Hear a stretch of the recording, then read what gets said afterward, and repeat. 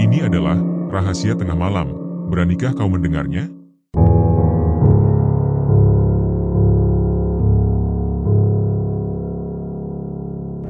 Pengalaman ini menjadi salah satu yang paling spesial dalam hidup, bukan karena menyenangkan, tetapi karena begitu berbeda dengan pengalaman-pengalaman sebelumnya, terutama saat masih tinggal di kosan.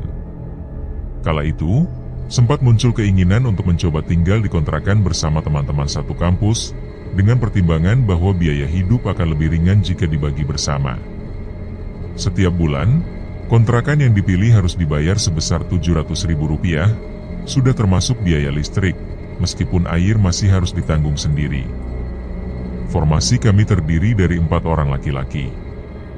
Sebenarnya sempat ada satu teman lagi yang ingin bergabung, namun niatnya terlanjur batal karena sudah lebih dulu meninggalkan Jogja. Salah satu hal yang membedakan teman-teman di kontrakan ini dari yang sebelumnya adalah sikap mereka. Posisi kontrakan berada sekitar 5 km dari lokasi kos lama, dan syukurlah rute menuju kampus tidak melewati tempat kos yang sudah lama ingin dilupakan itu. Rasanya sungguh lega. Demi menjaga privasi, nama-nama mereka tidak disebutkan secara gamblang. Namun secara acak bisa disamarkan sebagai Aldi, Ucup, Mandra, dan tentu saja diri ini sendiri.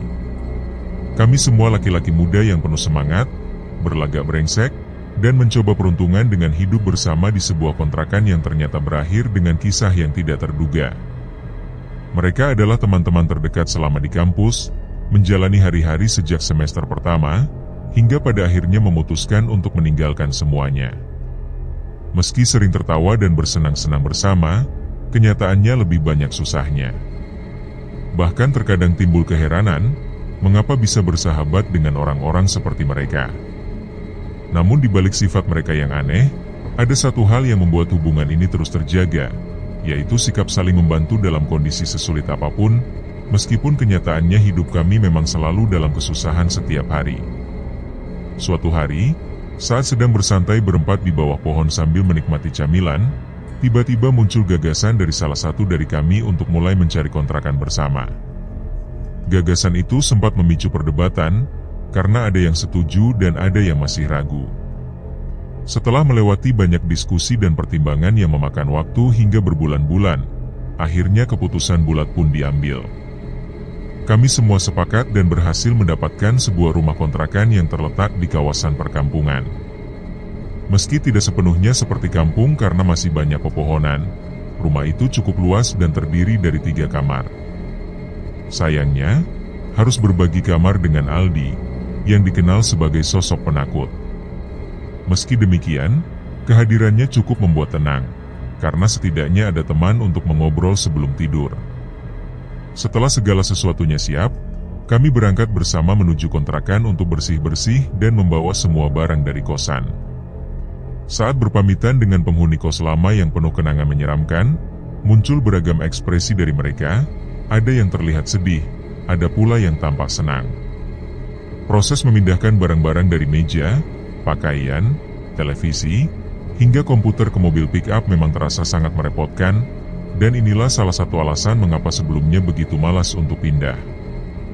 Namun semua sudah diputuskan, jadi tak ada pilihan selain menjalaninya. Saat tiba di kontrakan, kesan pertama terhadap rumah itu cukup baik. Rumah terlihat biasa saja, namun masih dalam kondisi yang layak huni.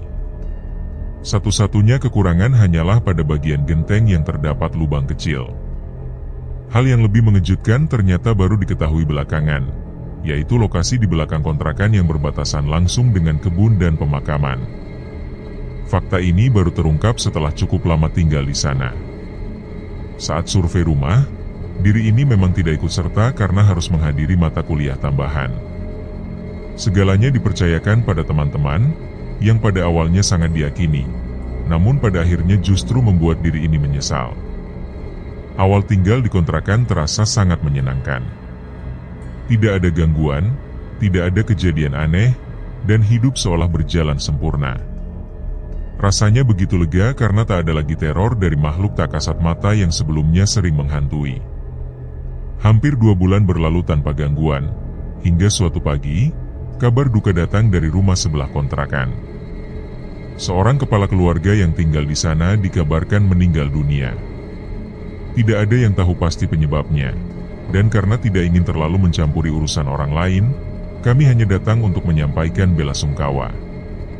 Namun sejak saat itu, gangguan mulai bermunculan. Kejadian aneh pertama terjadi sekitar seminggu setelah kematian tetangga itu. Bukan diri ini yang mengalami langsung, melainkan Aldi. Saat itu, ia sendirian dikontrakan karena kami bertiga sedang mengikuti mata kuliah yang sama, sementara Aldi memang tidak mengambil mata kuliah tersebut. Kejadian itu terjadi saat siang hari. Setelah kami pulang dari kampus, Aldi langsung menceritakan pengalamannya. Menurut ceritanya, ia mendengar suara langkah kaki di ruang TV. Ia bersumpah bahwa pintu depan dan belakang sudah tertutup dan terkunci rapat. Bahkan jika memang ada seseorang yang masuk, tentu akan terdengar suara pintu dibuka terlebih dahulu. Yang aneh, suara langkah kaki itu tidak hanya terdengar sekali, tetapi seperti seseorang yang berjalan mondar-mandir. Ketakutan membuatnya enggan keluar dari kamar. Ia hanya diam membisu hingga suara itu menghilang sekitar 5 menit kemudian. Setelah benar-benar yakin keadaan tenang, barulah ia memberanikan diri untuk memeriksa seluruh bagian rumah. Tidak ada satupun yang janggal. Pintu belakang dan depan masih dalam kondisi terkunci. Jendela tertutup rapat. Tak ada bekas tanda masuk paksa. Bahkan barang-barang di ruang TV tetap dalam posisi semula. Setiap kamar juga tetap terkunci, karena memang menjadi kebiasaan untuk mengunci pintu sebelum meninggalkan rumah. Pertanyaan besar pun muncul. Siapa sebenarnya yang berjalan mondar-mandir di ruang tengah? Tak seorang pun yang bisa menjawabnya hingga kini.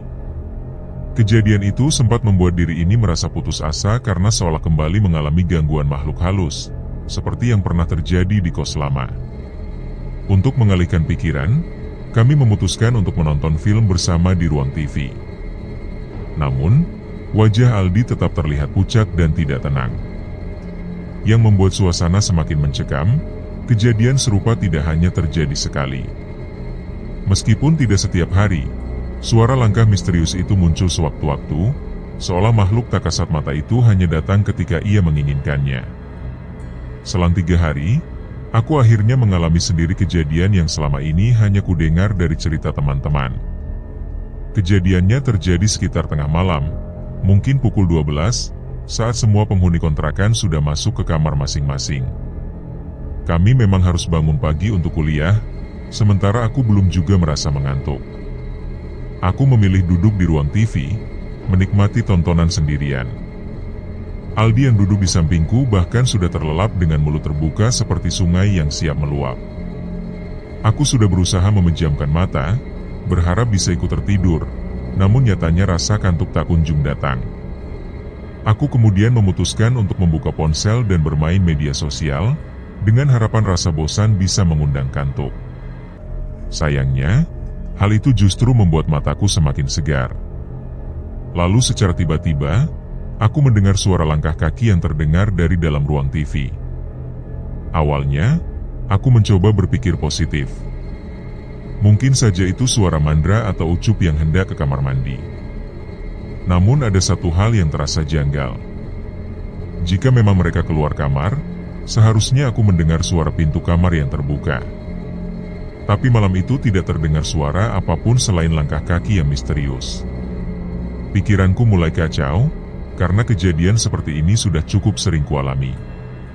Pada akhirnya aku memilih untuk tidak peduli dan membiarkan langkah kaki itu terdengar begitu saja hingga rasa kantuk benar-benar datang dan membuatku tertidur. Keesokan paginya, saat hendak berangkat kuliah, aku sempat menanyakan pada Mandra dan Ucup, siapa di antara mereka yang mondar-mandir semalam di ruang TV. Namun mereka berdua sama-sama mengaku sudah tertidur sejak awal. Jawaban itu membuatku makin yakin bahwa suara langkah kaki semalam bukan berasal dari mereka. Meski begitu, aku memilih untuk mengabaikannya.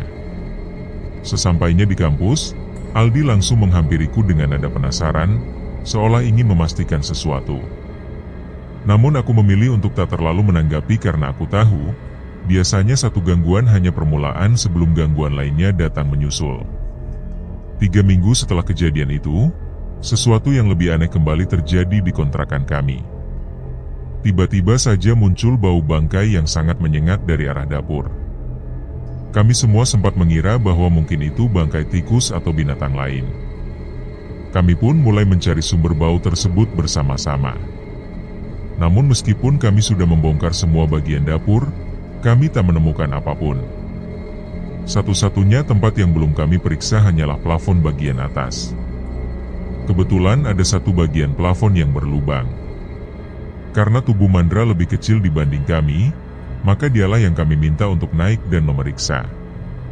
Awalnya ia menolak, namun setelah dibujuk, akhirnya ia bersedia. Kami yang berada di bawah terus meneriakinya untuk memastikan ia memeriksa dengan teliti. Dari atas, Mandra berseru bahwa tidak ada apa-apa di sana.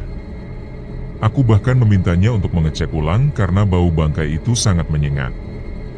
Setelah hampir semua sisi diperiksa, ia tetap bersikukuh bahwa tidak ditemukan apa-apa. Ia bahkan sampai bersumpah bahwa tidak ada apapun di atas sana. Ketika Mandra mulai bergerak ke arah atas ruang TV, kami menyadari bahwa bau tersebut justru tidak terlalu terasa di sana. Seolah-olah bau itu memang berasal dari sisi belakang dapur. Tapi titik pastinya kami sama sekali tidak tahu. Kami seisi kontrakan sudah berusaha mencari dengan sangat serius, namun hasilnya tetap nihil. Karena lelah dan putus asa, akhirnya kami memutuskan untuk membeli pengharum ruangan secara patungan. Anehnya, keesokan harinya bau itu menghilang begitu saja. Kami sempat heran, karena sebelumnya bau tersebut benar-benar membuat mual, terutama saat mandi, karena sangat menyengat di area kamar mandi. Sampai saat itu, aku belum memiliki firasat apapun yang aneh, hanya merasa curiga karena kami semua tahu dari mana bau itu berasal, tapi tidak ada satupun yang bisa menemukan sumbernya. Bahkan untuk bertanya ke Pak Haji pun kami merasa malas. 2 hari setelah bau bangkai itu menghilang, kami semua sedang berkumpul di ruang TV untuk menonton bersama. Suasana tiba-tiba dibuat tegang karena kami dikagetkan oleh bunyi pintu belakang yang seperti ditutup dengan sangat keras. Detak jantungku berdegup kencang karena suara itu benar-benar mengejutkan. Kami semua langsung bergegas menuju belakang untuk memeriksa apa yang terjadi. Namun sesampainya di sana, kami justru menemukan pintu dalam keadaan terkunci. Hal ini makin membingungkan karena rumah sebelah tidak memiliki pintu belakang. Satu-satunya pintu hanya berada di depan. Jadi kalaupun suara berasal dari rumah sebelah, seharusnya terdengar dari arah depan, bukan dari dalam kontrakan. Suara itu benar-benar terdengar berasal dari dalam, bukan dari luar. Sejak saat itu, aku mulai merasa heran. Rasa takut memang tidak begitu mendominasi, namun rasa penasaran dan was-was mulai tumbuh. Rasanya seperti sedang dikejar oleh sesuatu yang tidak terlihat. Aku bahkan mulai merasa bahwa sekalipun sudah berpindah tempat, aku tetap mengalami kejadian yang sama. Sejak mengalami berbagai kejadian aneh saat masih di kos lama, aku mulai terbiasa dan memilih untuk bersikap masa bodoh. Rasa lelah karena harus memikirkannya terus-menerus menjadi alasan utama. Teman-temanku memiliki reaksi berbeda. Aldi sempat berniat pindah karena takut, namun aku mencoba meyakinkan bahwa kami bisa saling menjaga jika ada hal buruk yang terjadi. Tapi pada akhirnya, seperti kebanyakan laki-laki lainnya, ucapan yang diucapkan tidak selalu ditepati. Ia tetap berniat untuk meninggalkan kontrakan setelah kejadian berikutnya. Waktu itu aku sedang bermain futsal bersama teman-teman dari komunitas mobil Jogja. Jadi yang tinggal di kontrakan hanya mereka bertiga. Cerita ini kusampaikan ulang berdasarkan penuturan mereka. Aldi dan Ucup sedang berada di ruang TV sambil menonton, sementara Mandra sedang mandi. Sebenarnya bukan hal aneh jika Mandra mandi malam karena ia memang sudah terbiasa. Saat sedang mandi, Mandra mendengar suara ketukan di pintu kamar mandi. Suaranya terdengar samar, tertutup oleh suara air dari keran. Ia mematikan keran air agar bisa mendengar lebih jelas. Ternyata memang ada yang mengetuk. Ia pun mengira sedang diisengi oleh Aldi atau Ucup, sehingga ia berseru dari dalam kamar mandi. Namun meski begitu, suara ketukan tetap terdengar. Karena kesal, ia memilih untuk mendiamkannya. Beberapa saat kemudian, suara ketukan hilang. Namun gantinya, lampu kamar mandi mulai berkedip-kedip, seolah ada yang memainkan saklarnya. Lampu menyala dan mati berulang kali. Mandra yang kesal kembali berseru dari dalam, namun tidak ada tanggapan. Lampu tetap berkedip. Ia pun memutuskan untuk membuka pintu dan melihat siapa yang bermain-main dengan saklar. Sebagai informasi, saklar kamar mandi itu terletak di samping pintu, jadi seharusnya akan langsung terlihat siapapun yang menyentuhnya. Mandra menunggu waktu yang pas untuk membuka pintu, yaitu ketika lampu sedang menyala. Saat lampu menyala, ia langsung membuka pintu dengan gerakan cepat, berharap bisa mengejutkan pelaku. Tapi betapa terkejutnya dia karena tidak ada siapapun di luar. Saat pintu dibuka, masih terdengar satu suara klik terakhir dari saklar lampu, seolah ada yang menekan, padahal tak ada siapa-siapa. Ketakutan, Mandra langsung berlari keluar kamar mandi dalam keadaan tanpa sehelai benang pun, karena saking paniknya ia bahkan tidak sempat mengambil handuk. Saat menceritakan kejadian itu, wajah Mandra tampak sangat pucat. Setelah kejadian Mandra itu, gangguan lain mulai bermunculan. Seolah ada sesuatu yang menikmati kehadirannya di tengah kami dan dengan senang hati mengusili kami satu persatu. Aldi bahkan kembali berniat meninggalkan kontrakan, namun setelah dibujuk oleh teman-temannya, ia akhirnya memilih tetap tinggal. Kejadian-kejadian aneh pun belum berakhir. Salah satunya terjadi ketika kami sedang berkumpul di ruang TV untuk membahas hal penting terkait kampus, yaitu masalah menyontek tugas. Di antara kami bertiga, telah disepakati peraturan sederhana bahwa urusan membuat kopi dilakukan secara bergiliran. Malam itu, giliran Ucup yang bertugas. Saat ia berjalan menuju dapur, langkahnya tiba-tiba terhenti tepat di batas antara ruang TV dan dapur. Awalnya, aku, Aldi, dan Mandra tidak menyadari bahwa Ucup berdiri diam tak bergerak di sana. Namun, Aldi yang sedang duduk di ruang TV, menoleh ke arah dapur dan segera memperhatikan ada sesuatu yang janggal pada diri Ucup. Ia memberitahukan keanehan itu kepadaku dan Mandra. Kami pun menoleh, merasa bingung dengan sikap Ucup yang tanpa terpaku menatap ke satu arah, ke arah kamar mandi. Raut wajahnya menunjukkan sesuatu yang sulit dijelaskan. Aku mencoba mendekati Ucup, menepuk kepalanya dengan harapan ia sadar dari keterpakuannya. Namun, semua itu tidak memberikan pengaruh apa-apa. Ia tetap berdiri kaku, seperti terikat oleh sesuatu yang tak terlihat. Rasa penasaran membuatku menoleh ke arah yang sedang ia pandangi. Dan saat itulah aku menyadari apa yang membuat Ucup terdiam. Pandanganku menangkap dengan jelas penampakan aneh, setengah tubuh, dari pinggang hingga kaki, berdiri diam di sudut depan kamar mandi. Tubuhku refleks bergetar dan aku langsung melantunkan istighfar sambil memalingkan wajah. Meski begitu, Ucup tetap terpaku di tempat, tak bergerak sama sekali. Dengan cepat aku menarik lengannya, membawanya kembali ke ruang TV. Wajahnya tampak pucat dan matanya kosong. Ia bahkan tidak bisa mengeluarkan sepatah kata pun. Aku mencoba menyadarkannya dengan mengguncang tubuhnya pelan, namun tetap saja tidak ada reaksi berarti. Ucup seperti orang yang terputus jiwanya dari tubuh.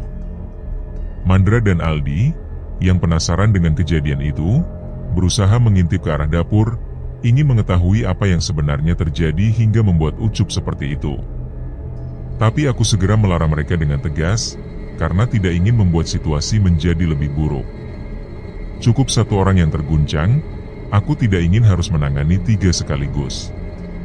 Aku mencoba cara lain dengan mencoret-coret wajah Ucup menggunakan jariku, berharap itu bisa mengalihkan perhatiannya. Namun, justru air mata mulai mengalir dari matanya. Aku terkejut, tidak menyangka ia akan menangis. Lalu, ia menatap ke arahku dengan tatapan yang masih terguncang dan bertanya tentang apa yang baru saja dilihatnya.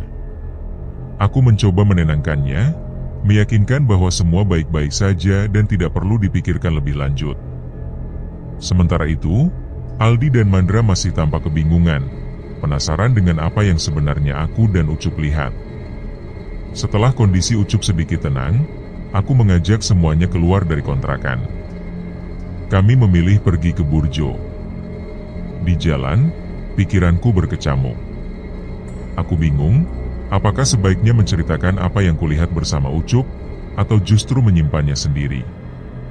Aku khawatir jika mereka tahu, mereka akan semakin ketakutan dan bahkan memilih kabur dari kontrakan. Sesampainya di Burjo, keduanya memaksaku untuk menceritakan apa yang sebenarnya terjadi. Awalnya aku menolak, namun karena desakan yang tak kunjung berhenti, akhirnya aku mengalah. Tapi dengan satu syarat, mereka tidak boleh takut, apalagi sampai meninggalkan kontrakan. Setelah mereka menyanggupi, aku menceritakan semuanya. Tapi aku justru menyesal telah melakukannya. Karena setelah mendengarnya, mereka bertiga justru memutuskan untuk tidak mau kembali ke kontrakan malam itu juga. Itulah sebabnya aku enggan bercerita sebelumnya. Tapi semuanya sudah terlanjur. Aku pun mencoba meyakinkan mereka bahwa tidak akan terjadi apa-apa di kontrakan. Beruntungnya, teman-temanku adalah tipe yang mudah diyakinkan, meski mereka sempat diliputi rasa takut. Dalam diam, aku mulai menyelidiki latar belakang kontrakan itu. Ada desas-desus yang beredar bahwa tempat itu memang memiliki sejarah kelam, dan itulah yang menyebabkan jarang sekali ada yang mau menyewa. Ketika waktu senggang, aku sempatkan berkunjung ke rumah tetangga sekitar untuk mencari tahu. Aku akhirnya bertemu dengan Pak Sobari, sebut saja begitu. Ia adalah warga lama yang tinggal di komplek itu. Aku memulai percakapan dengannya dan secara perlahan mencoba menggali informasi. Sambil menikmati rengginang dari toples yang ia sodorkan, aku mendengarkan ceritanya. Dengan santai, beliau mulai menceritakan tentang rumah tangganya, namun kemudian menyadari bahwa arah pembicaraannya melenceng dan meminta maaf. Aku memaklumi itu. Lalu ia mulai masuk pada cerita utama, tentang masa lalu kontrakan kami. Dahulu, pernah terjadi peristiwa tragis di tempat itu. Sepasang suami istri pernah tinggal di sana. Suatu hari, salah satu dari mereka pergi secara tiba-tiba. Yang ditinggalkan merasa tertekan dan akhirnya memilih mengakhiri hidupnya dengan cara yang tidak wajar. Peristiwa itu sempat menggemparkan warga sekitar, meski tidak sampai menjadi berita besar.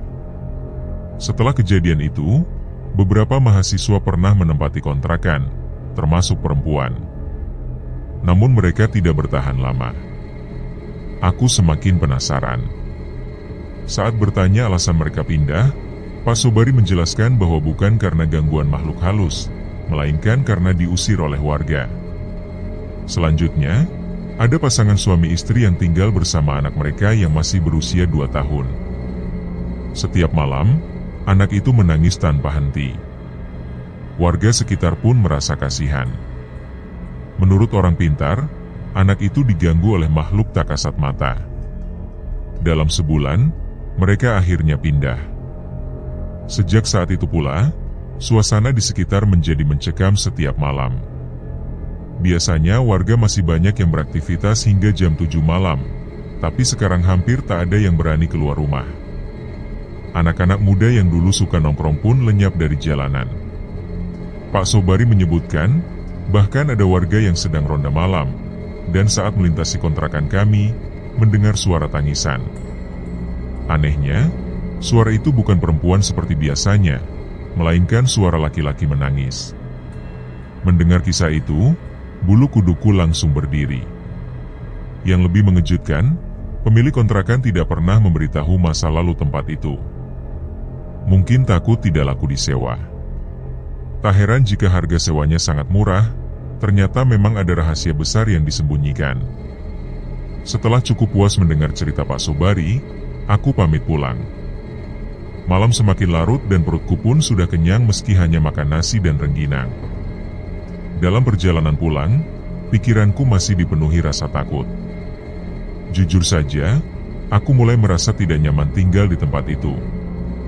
6 hari setelah obrolan dengan Pak Sobari, sebuah kejadian aneh kembali terjadi. Mandra baru pulang sekitar jam 1 pagi, karena ia habis menemani pamannya yang datang ke Jogja. Saat itu, kami semua sudah terlelap karena ada jadwal kuliah pagi. Jendela depan kontrakan tidak memiliki gorden, hanya ditutupi koran yang sudah robek. Ketika hendak membuka pintu, dari robekan koran itu, Mandra melihat sesuatu seperti bayangan yang lewat. Awalnya ia mengira itu hanya halusinasi, lalu masuk ke dalam dan tak melihat apa-apa. Ia masuk ke kamar untuk menaruh barang, lalu ke kamar mandi. Namun saat hendak kembali ke kamarnya, pandangannya menangkap sosok hitam yang menggantung di ventilasi kamar. Mandra tidak melihat wajahnya, karena sosok itu membelakangi dirinya. Kaget bukan main, ia pun menjerit sekuat tenaga hingga membangunkan aku dan Aldi. Hanya Ucup yang tidak terbangun, karena jika tidur ia seperti mayat. Rasanya ingin kutimbun saja dengan pasir. Aku segera keluar kamar dan mendapati Mandra sudah tergeletak di lantai. Aku sempat bingung, namun firasat buruk mulai menghampiri. Suasana perlahan menjadi panas dan tidak nyaman. Saat itu, aku yakin Mandra baru saja melihat sesuatu yang tidak seharusnya ia lihat. Akhirnya aku dan Aldi mengangkat tubuh Mandra yang tak sadarkan diri menuju kamarnya dan meletakkannya di atas kasur. Aku sengaja membiarkannya tetap tak sadar karena jujur saja, aku dan Aldi sudah sangat mengantuk malam itu. Lebih baik menunggu sampai pagi dan biarkan dia sendiri yang bercerita. Pagi harinya, aku terbangun dan segera melihat ke kamar Mandra. Ternyata dia masih belum juga bangun. Aku memilih membiarkannya, lalu mandi dan bersiap-siap pergi ke kampus karena waktu sudah menunjukkan tanda-tanda keterlambatan. Setelah semua urusan di kampus selesai, aku kembali ke kontrakan dan mendapati Mandra sudah terjaga. Tanpa menunggu waktu lama, aku langsung bertanya kepadanya mengenai apa yang terjadi malam sebelumnya. Wajahnya tampak pucat seakan tak berdarah. Dengan suara gemetar, dia mulai bercerita bahwa semalam dirinya melihat sesuatu tergantung. Karena sangat terkejut, dia pun berteriak keras dan seketika ingin keluar dari kontrakan. Ia mengaku sangat takut jika kejadian semalam kembali terulang. Aku berusaha meyakinkan Mandra dengan kata-kata yang bisa membuatnya tetap bertahan tinggal di kontrakan. Akhirnya kami sepakat untuk bertukar kamar. Aku pindah ke kamar Mandra, sementara Mandra bergabung dengan Aldi. Demi teman, aku tak keberatan mengalah. Setelah berpindah kamar, aku mulai merasakan sendiri hal-hal aneh yang sebelumnya dialami Mandra. Jujur saja, selama tinggal di kontrakan ini, aku hanya sekali masuk ke kamar Mandra dan pengalaman itu saja sudah cukup membuatku enggan kembali ke sana. Bayangkan saja, kamar itu tidak memiliki jendela dan, yang lebih parah lagi, Mandra dengan santainya menggantung celana dalam basahnya di tembok kamar. Saat aku bertanya alasan ia menggantungnya di situ, jawabannya membuatku terheran, katanya agar cepat kering. Meski begitu, tetap saja tidak masuk akal karena tanpa sinar matahari, benda basah akan lama mengering. Tapi entah bagaimana, dia bilang dalam 3 hari pasti kering juga. Aku mulai menyesali keputusan untuk bertukar kamar. Suasana kamar begitu sumpek dan hawa panas sangat menyiksa.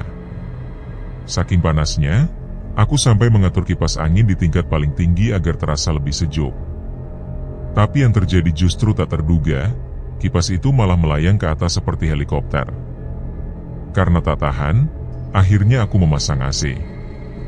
Namun, baru 1 bulan berjalan, tagihan listrik membengkak drastis. Selama seminggu pertama, aku hanya merasakan suasana yang berbeda dibandingkan kamar lainnya.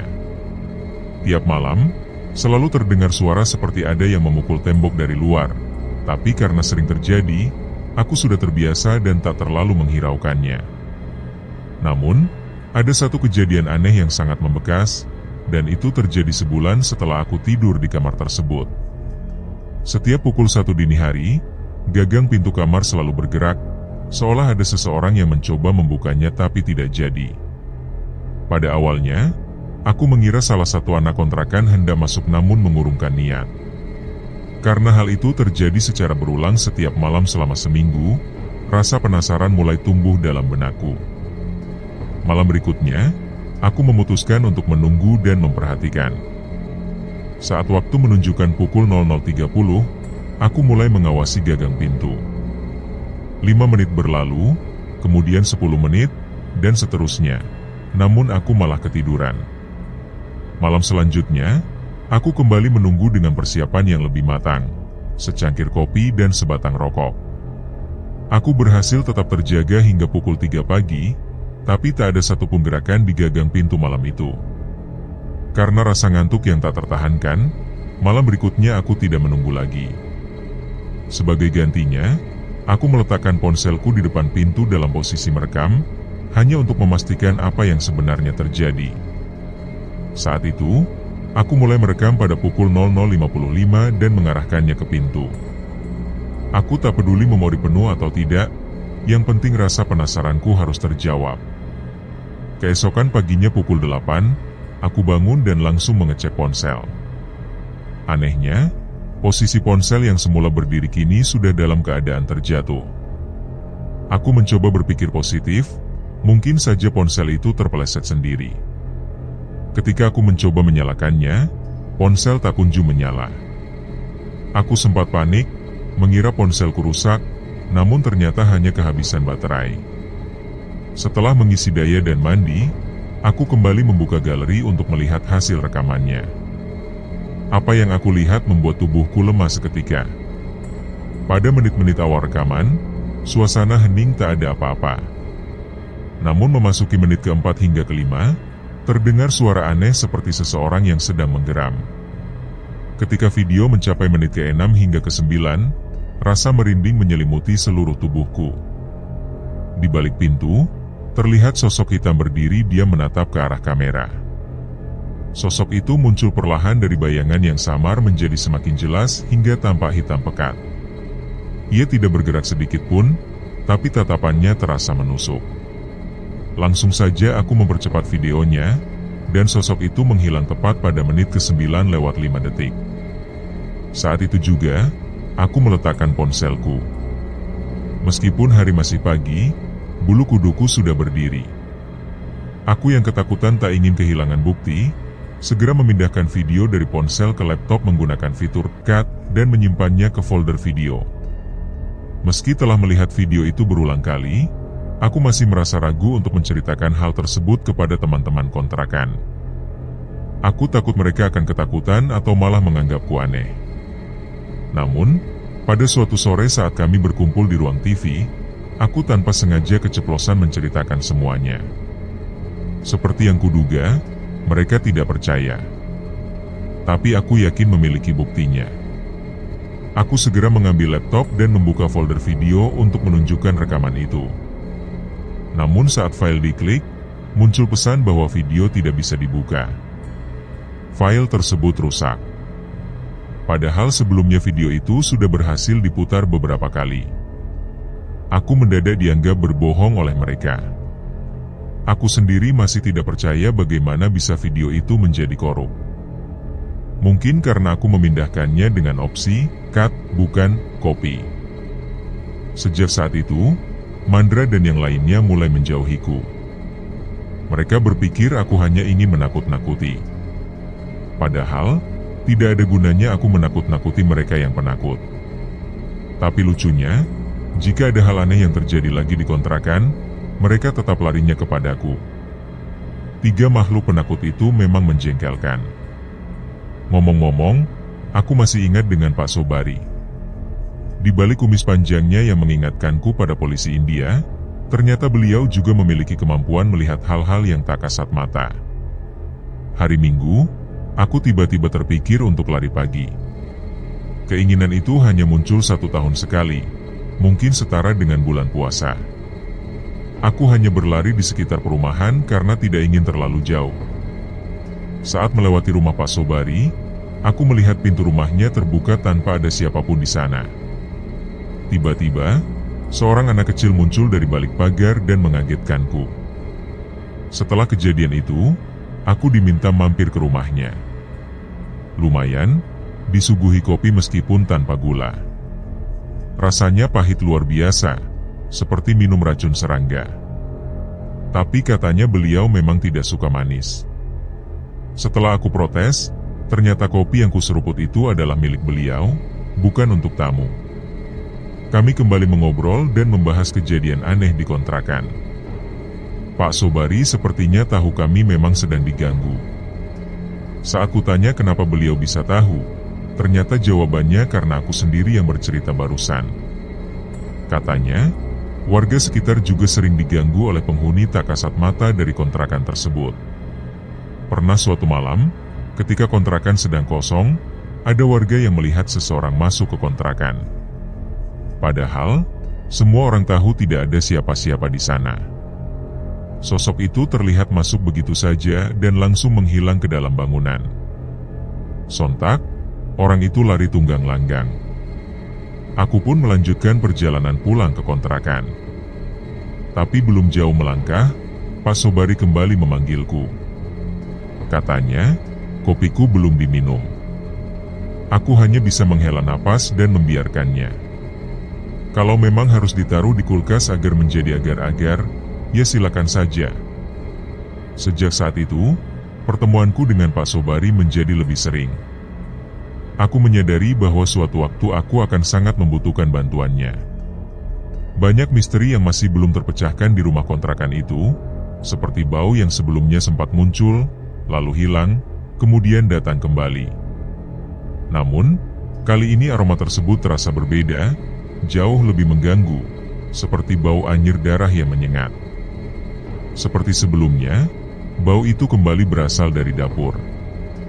Dengan kebodohan yang entah datang dari mana, aku dan teman-teman mencoba mencari tahu sumber bau itu. Namun, hasilnya tetap sama, kami tidak menemukan apa-apa. Aroma anyir itu bertahan selama 3 hari penuh dan bahkan semakin menyebar hingga memenuhi seluruh area kontrakan. Aku semakin penasaran dengan semua ini, tetapi teman-temanku justru diliputi ketakutan. Aku sempat berpikir untuk memanggil Ustaz kembali, namun rasa sungkan menahanku. Ada kekhawatiran akan dicemooh sebagai orang yang hidupnya selalu dikelilingi gangguan makhluk tak kasat mata. Aku bahkan sempat mempertimbangkan ide gila untuk membentuk tim pemburu hantu, meskipun kenyataannya aku sendiri masih dicekam rasa takut. Apa yang bisa kutangkap kalau begitu? Suatu hari, aku mendapat cerita dari Pak RT saat kebetulan bertemu dengannya di jalan. Cerita itu membuat dahiku berkerut dan pikiranku dipenuhi tanda tanya. Saat kejadian itu berlangsung, aku dan teman-teman sedang berada di Bandungan, daerah pegunungan di Semarang. Kami menghadiri undangan dari teman-teman kampus atas yang sedang mengadakan kegiatan seperti kemah atau semacam acara komunitas pecinta alam. Aku menginap 2 malam, Sabtu dan Minggu. Lalu, pada Senin sore, aku berjalan kaki menuju warung untuk membeli obat. Di perjalanan, aku melihat Pak RT berdiri di depan rumahnya, tepat di samping kandang burung yang tampak kosong. Kami pun berbincang ringan, hingga ia tiba-tiba menceritakan sesuatu yang tak kusangka. Ia mengatakan bahwa pada malam Minggu sebelumnya, ia sempat mendatangi kontrakan kami dan memanggil-manggil dari luar. Dari dalam rumah terdengar jawaban bahwa kami akan keluar sebentar lagi. Namun, tak lama kemudian, salah satu tetangga yang lewat mengatakan bahwa sejak pagi, seluruh penghuni kontrakan sudah pergi meninggalkan rumah dengan sepeda motor. Pertanyaannya kini, siapa yang menjawab panggilan Pak RT dari dalam rumah saat itu? Jelas bukan kami. Sejenak, bulu kuduku berdiri, rasa merinding menjalar sampai tulang. Ternyata ada yang masih menempati kontrakan kami di luar sepengetahuan kami. Setelah kejadian itu, Pak RT berinisiatif untuk mengadakan pengajian di kontrakan kami. Awalnya aku dan teman-teman agak enggan, terutama karena terpikir soal logistik. Namun, akhirnya semua setuju. Syukurlah, Pak RT menanggung semua keperluan termasuk makanan. Malam Jumat itu pun digelar pengajian, dan suasana menjadi lebih tenang untuk beberapa waktu. Di dalam kamar, aku merasa sedikit lega, meski hawa yang mengelilingi masih terasa tidak nyaman. Aku tidak selalu bisa melihat mereka, tapi aku sering merasakan kehadiran mereka. Bila energiku berbenturan dengan energi mereka, tubuhku biasanya bereaksi, seringkali dengan rasa mual yang cukup menyiksa. Aku mulai curiga bahwa kamar yang kutempati memang menjadi pusat dari segala gangguan ini, mungkin karena pernah terjadi sesuatu yang tragis di dalamnya. Aku memiliki seorang teman dari komunitas mobil Jogja, meskipun ia berasal dari kampus yang berbeda. Kami berkenalan lewat komunitas itu, dan aku tidak tahu bahwa dia termasuk orang yang memiliki kemampuan istimewa. Sebut saja namanya Mawar, seorang perempuan asli Pekanbaru, anak dari salah satu pengusaha ternama di sana. Suatu waktu, Mawar datang ke kontrakan bersama sekitar 10 orang teman dari komunitas mobil lainnya untuk membahas acara catering yang akan diadakan di Jogja. Ia tidak canggung berada di dekatku, dan bahkan seringkali menunjukkan sikap manja yang berlebihan. Saat datang, ia memintaku untuk memarkirkan mobilnya dan tak ingin berjauhan dariku. Namun, sesuatu yang tak terduga terjadi. Ketika kami berjalan bersama menuju kontrakan, Mawar tiba-tiba berhenti tepat di depan teras. Ia mematung, menatap lurus ke depan seolah melihat sesuatu yang tidak kasat mata. Perasaanku langsung tidak enak. Aku berusaha menyadarkannya, tetapi reaksinya justru membuatku semakin khawatir. Ia memintaku untuk segera membawanya pergi dari tempat itu. Aku akhirnya mengajak rombongan lainnya berpindah tempat ke sebuah kafe di dekat Malioboro. Setelah memesan makanan, aku tak bisa menahan rasa penasaran dan langsung bertanya apa yang sebenarnya ia lihat. Mawar mengaku tahu bahwa aku sering mengalami gangguan di kontrakan, dan yang membuatku terkejut, ia tahu hal itu meski aku tak pernah menceritakannya pada siapapun. Ia bahkan tahu bahwa aku bisa melihat hal-hal yang tidak biasa. Menurutnya, di dalam kontrakan itu terdapat sesosok makhluk, entah siluman atau iblis, yang wujudnya besar seperti King Kong, berbulu, bermata merah menyala, dengan taring panjang hingga ke dada dan kuku yang mengerikan. Makhluk itu suka menghisap darah dan biasanya berdiri di dekat pintu depan. Aku terdiam mendengar penjelasannya. Kini aku mengerti kenapa setiap kali masuk rumah, dadaku terasa sesak meski aku tidak pernah benar-benar menyadarinya. Ia juga menjelaskan bahwa makhluk itu tahu keberadaanku, tetapi tidak berani menyentuhku karena ada penjaga yang lebih kuat melindungiku. Ternyata sejak awal kami berkenalan, Mawar sudah mengetahui keberadaan penjagaku yang memiliki energi positif. Mungkin itulah sebabnya ia selalu merasa nyaman berada di dekatku. Ia juga menyinggung sosok yang tergantung di kontrakan, yang ternyata adalah rekaman kejadian masa lalu. Menurutnya, sosok itu masih bisa disingkirkan dan ia menawarkan diri untuk menyelesaikannya. Seminggu kemudian, Mawar datang kembali ke kontrakan bersama seorang temannya yang juga memiliki kemampuan spiritual. Kami, penghuni kontrakan, diminta untuk menunggu di luar sementara mereka berdua masuk ke dalam rumah. Sebelumnya, Mawar sempat membuat pagar energi di sekitar rumah untuk mencegah serangan masuk maupun keluarnya makhluk dari dalam rumah. Setelah beberapa lama, mereka keluar. Teman Mawar tampak mengalami efek samping dari ritual yang dilakukan, terlihat dari darah yang mengalir sedikit dari hidungnya. Mereka memutuskan untuk melanjutkan ritual pembersihan di hari berikutnya. Namun, mereka mengingatkan agar tidak ada yang tidur di kontrakan malam itu. Aku dan teman-teman bingung, tetapi akhirnya Mawar menawarkan satu rumah kosong miliknya untuk kami tinggali sementara. Tanpa pikir panjang, kami pun mengikuti sarannya. Sesampainya di rumah itu, Mawar pamit kembali ke rumah satunya. Malam itu, kami semua tidur di sana. Rumahnya cukup besar, namun sayangnya tidak berpenghuni. Entah mengapa, meskipun besar dan nyaman, rumah itu justru menyisakan perasaan kosong yang sulit dijelaskan. Esok harinya, Mawar dan temannya kembali pergi ke tempat itu, namun aku dan yang lain diminta untuk tetap tinggal di rumah. Waktu berjalan tanpa terasa, hingga tiba-tiba jam sudah menunjukkan pukul 2 siang, tetapi Mawar dan temannya belum juga kembali. Di sisi lain, Mandra masih juga belum selesai mandi sejak pukul 1. Aku sempat merasa heran karena begitu lamanya, hingga akhirnya aku menyadari bahwa ternyata dia tertidur saat mandi. Memang begitulah kelakuannya yang kadang terasa seperti manusia zaman purba, sulit sekali diajak beradaptasi dengan tempat yang lebih modern.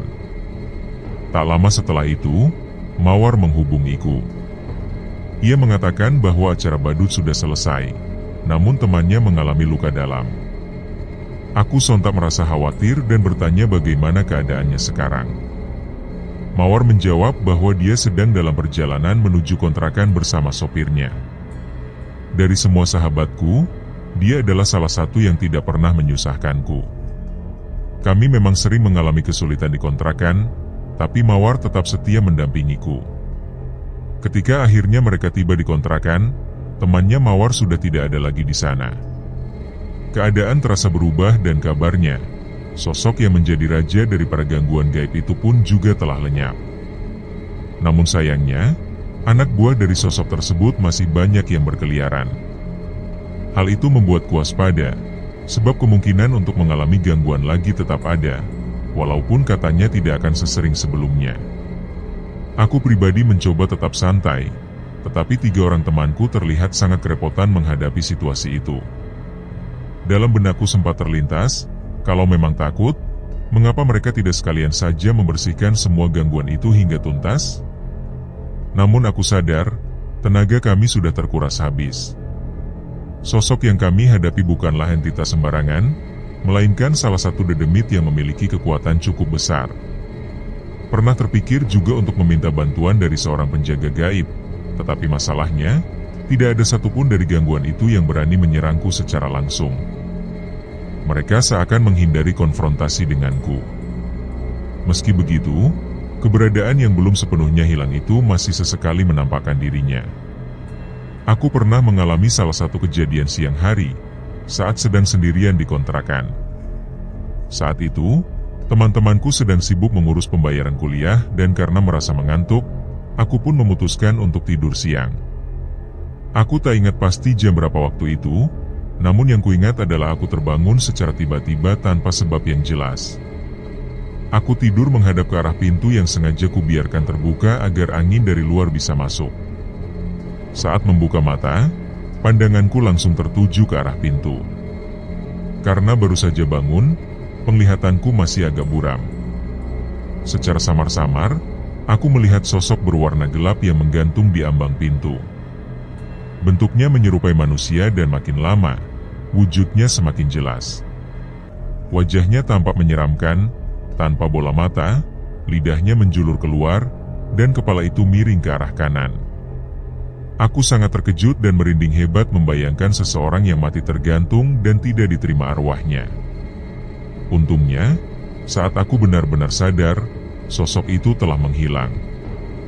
Aku langsung bergegas ke kamar mandi untuk berwudu, berharap bisa menenangkan diri karena jantungku berdegup sangat kencang. Bayangan lidah menjulur itu terus terlintas dalam benakku. Sejak pembersihan dilakukan, sosok yang dikenal sebagai arwah bunuh diri itu justru lebih sering menampakkan diri. Aku jadi teringat perkataan Mawar yang mengatakan bahwa sosok itu akan jarang muncul. Nyatanya, kenyataan berbeda jauh dari yang dikatakannya. Salah satu hal lain yang membuatku takut terhadap sosok tergantung itu adalah setelah aku mengetahui latar belakang kehidupannya sebelum meninggal. Sejak saat itu, aku merasa was-was setiap kali hendak tidur, takut-takut jika tiba-tiba muncul di tengah malam dan menggangguku. Pikiran itu jauh lebih menyeramkan dibandingkan dengan wujudnya sendiri. Aku juga teringat cerita dari Aldi, salah satu teman yang tidur di kamar depan. Meski aku tidak tahu pasti apakah ceritanya nyata atau tidak, tapi dari ekspresi wajahnya, aku merasa yakin bahwa dia memang benar-benar mengalaminya. Suatu malam, Aldi terbangun karena merasa mules. Tanpa melihat jam, dia langsung menuju kamar mandi. Saat itu, dia masih mengantuk berat, bahkan sempat memejamkan mata saat jongkok buang air besar. Dalam keadaan setengah sadar, ia sempat melihat gayung berada di luar bak mandi, bukan di dalamnya seperti biasa. Ia mengambil gayung itu tanpa banyak berpikir dan bersiap untuk menyiram. Setelah selesai, kesadarannya mulai kembali. Saat hendak mematikan keran air, Matanya tidak sengaja tertuju ke dalam bak mandi. Saat itulah ia menyadari keberadaan sesuatu yang tak seharusnya ada. Di dalam bak, tampak sebuah kepala yang muncul dari dalam air, sedang menatap langsung ke arahnya. Wajahnya rusak parah, hidungnya tidak ada, dan bola matanya bersinar kuning. Karena Aldi termasuk penakut, ia menjadi sangat ketakutan hingga tidak bisa berteriak atau bergerak sedikit pun. Selama 5 detik, mereka hanya saling menatap dalam diam sebelum akhirnya sosok itu menghilang begitu saja. Aldi masih membeku di tempat, lalu tiba-tiba menangis karena tubuhnya mendadak menjadi sangat lemas. Ia kembali ke kamar dengan sisa tenaganya dan langsung masuk ke dalam selimut sambil gemetaran, tanpa membangunkan kami. Keesokan paginya, aku dibangunkan oleh Mandra yang memintaku untuk melihat kondisi Aldi. Ketika aku menghampirinya, tubuh Aldi tampak sangat gemetar. Matanya terbuka lebar dan kedipannya terasa aneh, lebih lama membuka daripada menutup. Aku mencoba bertanya, namun ia tidak memberikan jawaban. Aku mulai curiga ada hal serius yang terjadi. Segera kuhubungi Mawar untuk datang ke kontrakan dan memastikan keadaannya. Saat itu Mawar sedang dalam perjalanan menuju kampus karena ada mata kuliah yang tidak bisa ia tinggalkan. Aku tidak ingin memaksanya, jadi aku memutuskan untuk menunggu kedatangannya nanti. Sementara itu, kondisi Aldi terus memburuk. Aku meminta Mandra untuk mengecek suhu tubuhnya karena khawatir dia mungkin sedang sakit. Setelah diperiksa, ternyata benar bahwa suhu tubuhnya sangat tinggi. Aku segera mengeluarkan motor dan memutuskan untuk membawa Aldi ke puskesmas. Mandra sempat bertanya keheranan tentang apa yang akan kulakukan. Aku menjelaskan bahwa Aldi harus diperiksa oleh tenaga medis. Aku sempat heran juga dengan tingkah teman satu kontrakanku yang kadang terasa bodoh, sampai-sampai kebingungan dalam situasi genting seperti ini. Setelah mengabari Mawar, aku pun langsung pergi membawa Aldi ke puskesmas. Aldi akhirnya jatuh sakit selama seminggu penuh. Setelah kondisinya pulih, barulah dia menceritakan kejadian yang dialaminya di kamar mandi malam itu. Sejak mendengar pengakuannya, rasa takut terhadap sosok kepala menyeramkan itu semakin merasuk ke dalam pikiranku. Hingga sekarang, bentuk-bentuk aneh yang pernah kulihat di kontrakan itu masih sering muncul dalam bayanganku.